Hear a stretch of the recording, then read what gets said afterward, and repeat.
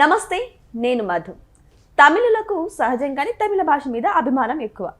కానీ కమల్ హాసన్ చేసినటువంటి ఒక చిన్న వ్యాఖ్య వల్ల ఇప్పుడు తమిళులకు సైతం కమల్ హాసన్ అంటే కోపం ఏర్పడింది అని నటి కస్తూరి చెబుతున్నారు. అసలు కమల్ హాసన్ పార్లమెంట్లో శ్రీశ్రీ గారి పద్యాన్ని ఎందుకు ఆలపించారు? మరి తమిళులు నిజంగానే ఫైర్ అయ్యారా, లేదంటే నటి కస్తూరి ఈ విధంగా ప్రచారం చేయడానికి ట్రై చేస్తున్నారా? ఈరోజు మనం తెలుసుకుందాం. ప్రస్తుతం మనతో పాటు ఉన్నారు సీనియర్ జర్నలిస్ట్ శ్రవణ్ కుమార్ గారు. వారిని అడిగి మరిన్ని విషయాలను తెలుసుకుందాం. నమస్కారం సార్. నమస్తే అండి. సార్, కమల్ హాసన్ గారు పార్లమెంట్లో శ్రీశ్రీ గారి పద్యాన్ని చెప్పారు అని చెప్పేసి నటి కస్తూరి గారు అంటున్నారు. మరి కమల్ హాసన్ గారు నిజంగానే చెప్పారా సార్? చెప్తే ఒకవేళ నటి కస్తూరి గారు ఎందుకు ఇంత హైలైట్ చేస్తున్నారు? నిజంగా తమిళులకు భాషాభిమానమే కాదు, ప్రాంతాభిమానం కూడా ఎక్కువ. వాళ్ళ సంస్కృతి మీద, వాళ్ళ భాష మీద, వాళ్ళ కట్టుబాట్ల మీద, ముఖ్యంగా ప్రాంతం అంటే విత్ ల్యాండ్తో, అంటే భూమితో సహా చెప్పాలంటే తమిళ దేశము, తమిళనాడు, తమిళం, వాటి మీద అభిమానం ఎక్కువ. ఆ అభిమానం కూడా ఏంటంటే తారాస్థాయిలో ఉంటుంది. ఒక దశలో తమిళనాడు దేశాన్నే కావాలి అంటూ కూడా డిమాండ్ ముందుకు వచ్చినటువంటి సందర్భాలు కూడా ఉన్నాయి. సరే, ఇది సౌత్ అండ్ నార్త్ అండ్ వర్సెస్లో కూడా కొంచెం ప్రజెంట్ చేస్తుండడంలో తమిళియన్స్ ముందుంటారు. ముఖ్యంగా తమిళ భాష వాళ్ళు అత్యంతంగా ప్రేమిస్తుంటారు. అయితే హిందీ భాషను జాతీయ భాషగా చేస్తుండడం కానీ, హిందీ ఈ తమిళ భాష మీద రుద్దడం కానీ వాళ్ళు ఇప్పుడు కాదు, మొదటి నుంచి స్వాతంత్రానికి కొంచెం ముందైనా సరే, స్వాతంత్రం వచ్చిన తర్వాత కూడా నెహ్రూ కాలం నుంచి కూడా దాన్ని విమర్శిస్తున్నారు, పోరాడుతున్నారు.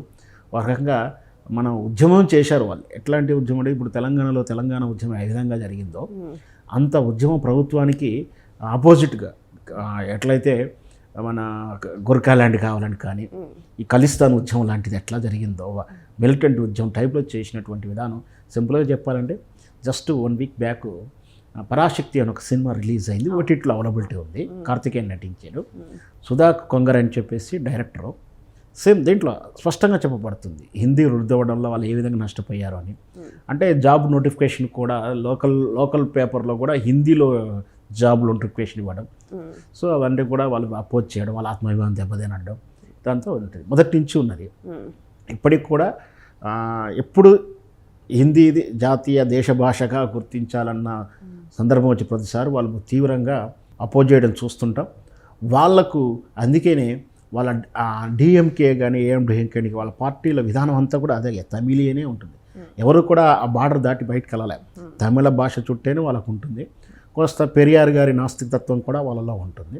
సో మొత్తం మీద కమల్ హాసన్ని డిఎంకే పార్టీ తరఫున రాజ్యసభకు పంపించడం జరిగింది. రాజ్యసభ అంటే మనం చూసే ప్రేక్షకులు కూడా కొంచెం అర్థం అవడానికి కూడా నేను స్పష్టంగా చెప్తాను.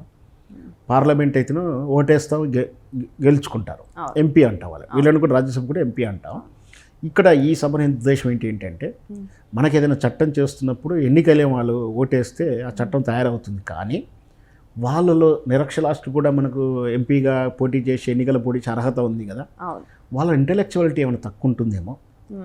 మరి ఏదైనా చట్టం అవగాహన లోపం ఉంటే సమాజంలో ఇంటలెక్చువల్గా పిలువబడేటువంటి వాళ్ళని కూడా ఈ పార్లమెంటులో ఈ చట్టాల తయారులో వాళ్ళ మేధస్సును కూడా పార్టీ చేయాలని భావించింది రాజ్యాంగం. అందుకే ఏం చేస్తుంది, ఒక కళాకారు సెక్టర్ నుంచి, పట్టభద్రుల నుంచి, టీచర్ల నుంచి, మన రాష్ట్ర అసెంబ్లీలో కూడా అలా చేస్తాం కదా, ఎమ్మెల్సీ అంటాం, అక్కడ రాజ్యసభ సభ్యులు ఈక్వల్ టు ఎంపీ అంటాం. కొన్ని రకాల సెక్టర్ల నుంచి వాళ్ళని కూడా ఎంపీగా చేసేసి నామినేటెడ్ కొన్ని, ఎలక్టెడ్ కొన్ని, మళ్ళీ ఎంపీలు అందరూ కలిసి ఇంకొక మేధావులు ఎవరైనా ఉంటే వాళ్ళని ఎన్నుకో అని చెప్పాను. అట్లా రకరకాల కళాసేవ చేసిన వాళ్ళు, సాహిత్య సేవ చేసిన వాళ్ళ నుంచి, ఇంటలెక్చువల్ సైంటిస్ట్ నుంచో అది వాళ్ళని గుర్తించేసి వాళ్ళని కూడా పార్లమెంట్కి పంపించడం. అది రాజ్యసభలో రిప్రజెంట్గా ఉంటారు. పార్లమెంట్లో చట్టం ఆడ చర్చ జరగాలి, రాజ్యసభలో కూడా చేయాలి. ఈ రాజ్యసభలో చాలా సూచనలు జరుగుతాయి. తెలంగాణ ఏర్పడేటప్పుడు చూసాం, ఆ తర్వాత మహిళా కమిషన్ అప్పుడు చూసాం. అంటే పార్లమెంటులో అడిగినటువంటి సజెషన్స్ ఇక్కడి నుంచి వస్తాయి. సో ఇంటలెక్చువల్ సభ అని కూడా అంటుంటారు, పెద్దల సభ అని అంటుంటారు. అంటే వాళ్ళని కించపరిచేది ఉద్దేశం కాదు, కానీ ఆ పార్టీ ఏంటో అర్థమయ్యేలా చెప్పాను. సో అలా ఆ సెక్టర్లో డిఎంకే నుంచి కమల్ హాసన్ ఎంపీగా మొదటిసారిగా రాజ్యసభలో మాట్లాడుతూ ఆయన ఈ భారతీయ జనతా పార్టీకి సహజంగానే వాళ్ళు అపోజ్గా ఉంటారు. భారతీయ జనతా పార్టీ పాలసీలకు, వాళ్ళ హిందుత్వ దేవభక్తి విధానాలకి. ఈ ముందే చెప్పానుగా తమిళియన్స్ పెరియార్లో ఒక నాస్తికత్వం అంటే దేవుడు లేని విధానాన్ని నమ్ముతుంటారు వాళ్ళు. సో వాళ్ళని ఎట్లాగో అపోజ్ చేస్తుంటారు. అయితే ఇక్కడ మన మోడీ గారు ప్రదర్శించేటువంటి ఇవన్నీ రాజకీయ ఒత్తిళ్ళు ఇవన్నీ చూస్తున్నాం కదా, దాన్ని అపోజ్ చేసే ఉద్దేశంలో ఏ ప్రభుత్వాలు శాశ్వతంగా ఉండవు అంటూ ఆ పదం చెప్పడానికి తనకు సహజంగా తరచూ విన్నటువంటి పద్యాన్ని కవితను వినిపించే ప్రయత్నం చేశారు.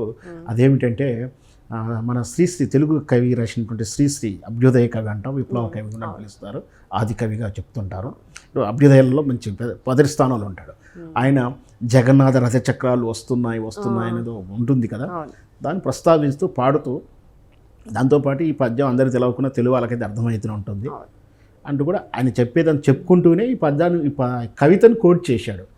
దాంతో ఇప్పుడు కొత్తగా మాట్లాడి కూడా వారం అయింది. ఈ 2 రోజుల నుంచి తమిళియన్స్ మనం తమిళ భాషని ఆరాటపడుతున్న మనం కమల్ హాసన్ గారు ఇట్లా తెలుగుదని వినిపిస్తారు అంటూ కొత్త విధానాలు ముందుకు వస్తూ మన రాజకీయాల్లో ఉన్నటువంటి కస్తూరి గారు, ఆమె కూడా సోషలిస్ట్ యాక్టివిటీగా రాజకీయాలు ఈ మధ్య ముద్దుగా ఉంటుంది, ఆమె ఈ అంశాలు లేవనెత్తింది.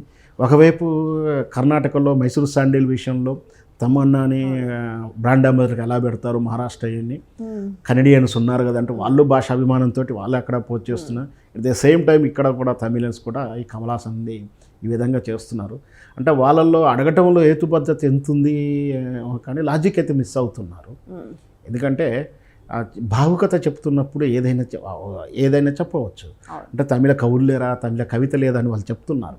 సహజంగా కమల్ హాసన్ మల్టీ స్టార్ కానీ చెప్తుంటారు, రజనీకాంత్ కానీ. ఎందుకంటే వాళ్ళకు తెలుగు సినిమాలతోటి, తెలుగు వాళ్ళతోటి, తెలుగు నటీనటులతోటి ఇంటరాక్షన్ ఎక్కువ ఉంది. అన్నిటికన్నా ముఖ్యంగా అయితే చాన్నాళ్ళు అంటే 25 ఏళ్ళు ఇక్కడ, 20 ఏళ్ళ నుంచి తెలుగు సీమ ఇక్కడ, చిత్రసీమ ఇక్కడ స్థిరించబడింది. కానీ అంతకుముందు అదే తమిళనాడు, అదే మద్రాసులో ఉండడంతో అందరు నైబర్హుడ్గా ఉన్నప్పుడు వాళ్ళందరికీ తెలుగు వచ్చు.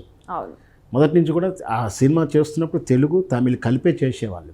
సో అట్లా తెలుగు వచ్చిన కవులుగా ఆయనకు కలిక్వల్గా వచ్చిన పద్యంగా చూడాలి తప్పించి ఆయనకు తమిళ పట్ల విముఖత ఉందనో, దాన్ని చిన్న చూపు చూస్తున్నారని విపరీత అర్థం తీయడం సహేతుకం కాదు అనేది నా అభిప్రాయం.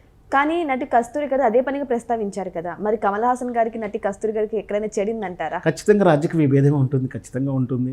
దాన్ని పోలరైజ్ చేయాలనుకుంటారు, లేదా నేను తమిళ భాష పట్ల అభిమానంగా ఉన్నానని చెప్పుకోవడానికి ఆమె ఐడెంటిటీ కోసం ఏమన్నా చేసి ఉండొచ్చు చూడాలి తప్పించి దాంట్లో విపరీత అర్థం లేదు అనేది నా ఉద్దేశం. ఎందుకంటే ఆయనకి చెప్పే ఉద్దేశంగా చెప్పాడు, అంత మాత్రాన తమిళ గురించి ఆయన చిన్న చూపు చూసినట్టుగా భావిస్తే ఆయన రిప్రజెంటివే తమిళనాడు నుంచి డిఎంకే పార్టీ రిప్రజెంటివ్.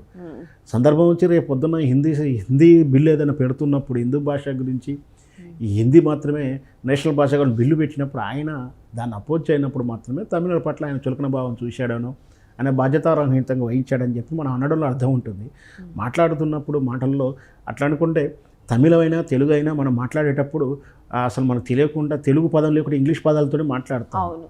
బస్సు అంటే మనం తెలుగు ఇంగ్లీష్ వర్డే చాలా అసలు ఓకే కానించి మొదలు పెడితే అది ఇంగ్లీష్ అనేది కూడా ఇంగ్లీషే కాదు, తెలుగు వాళ్ళమైతే ఆంగ్లం అనాలి. ఇట్లా ఎన్నో కలిసిపోయినటువంటి ఈ తరంలో ఆ మూసా ధోరణిలో ఆలోచించడం భావ్యం కాదు.